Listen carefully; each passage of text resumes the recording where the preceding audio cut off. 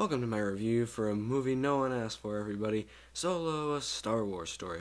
This movie tells the tale of a young Han Solo before he started to resemble Harrison Ford quite a bit.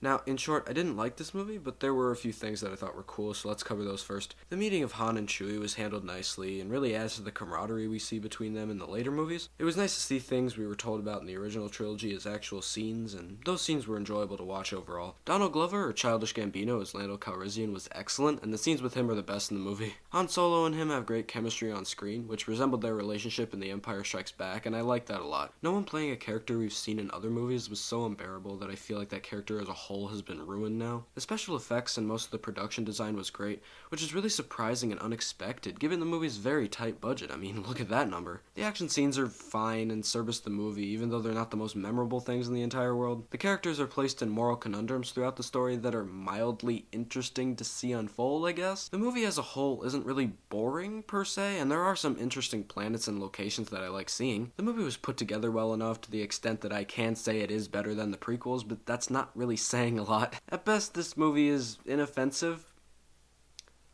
That's a great thing for a movie to be. Now, the movie's flaws can be perfectly described using peanut butter sandwich analogies, so I'm gonna go ahead and do that. Virtually everything you liked in the original product is used here, like Han and Chewbacca and Lando and the Millennium Falcon, and those things are enjoyable while they last, but that original substance is stretched so thin that it's hard for the movie to be entirely captivating. Oh, you remember that character from a movie 30 years ago? Oh, you remember that object from a movie that was much better than this one? Oh, you remember that location? Oh, you remember that character?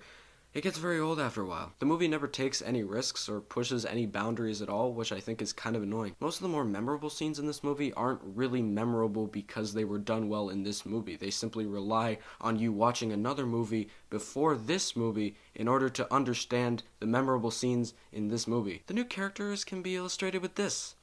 Yeah, they're kind of hollow and disposable, and you forget about them right after they leave, and some make you genuinely annoyed. The villain is like a piece of bread. He serves his purpose in propping up the rest of the story, the peanut butter and jelly, if you will, but by himself he does nothing for you. Alden Ehrenreich is fine as Han Solo. There aren't really that many scenes in this movie that I can point out as character-destroying scenes where I feel like they completely betrayed the character of Han Solo. But Harrison Ford, man, Harrison Ford will always be Han Solo in my heart, and I really can't get away from that. Alden Ehrenreich is like a rice cracker with peanut butter on it. He sort of looks like the original, even though he looks more like a young Orson Welles than Harrison Ford in my opinion, and acts in a similar way, but doesn't entirely capture the endearing qualities of the thing we once enjoyed. Sometimes you think the movie sandwich has done something genuinely cool and memorable, and then it just turns around and does something so stupid, and it makes you want to scream, "Stop! Stop! Stop! Stop! Why are you doing this? Why are you doing this? You just made it worse." The additional features or toppings in the film make you cringe when you consume them.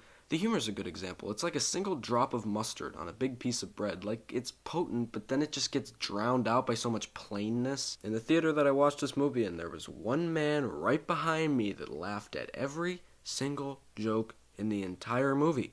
And the whole semi-crowded movie theater could hear him because he was the only one laughing throughout the entire movie. The humor in The Force Awakens, The Last Jedi, and now that I'm thinking about it, even Rogue One is better than the humor in this movie. Back to the sandwiches. The movie literally looks like a peanut butter and jelly sandwich, and I'm not kidding. It's so brown and gray, and it lacks all the visual aliveness that's on display in other movies featuring Han Solo. It's very obvious, especially in the later scenes in the movie, that there were some production issues, which seems to be a recurring theme in all these Star Wars anthology movies. Most of the shots in this movie are plain and forgettable, just like the characters. In the end, the movie is just like a peanut butter sandwich.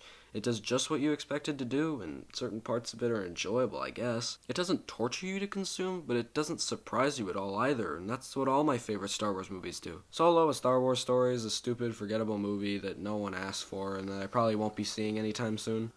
You know, I think Solo, a Star Wars story, can be perfectly summed up by a scene early on in the movie. I'm Han Solo. No one cares. This movie gets a 5 out of 10 for me. Goodbye.